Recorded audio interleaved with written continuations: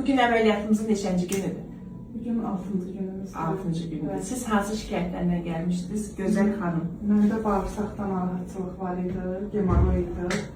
Siz nə incidirdi? Gemoroy orada şişib çıxmışdı. Şişkinliklər var O idi. ağrı verirdi mənə kəskin.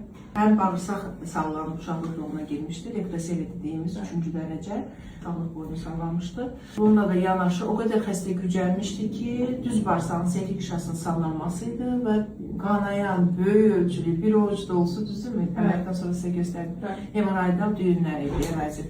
Bunların hamısını götürdük. Bu 3-4 əməliyyatı bir yerdə elədik. Bir həftəmiz necə keçdi? Yaxşı doktor.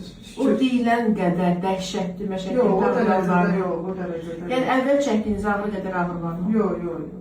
Yox, şükür Allaha. Biraz qorxu oldu ki, bayır söhbəti, nə bilim, oyanmayıram. Elə bir şey Şükür Allaha, elə bir şey yoxdur.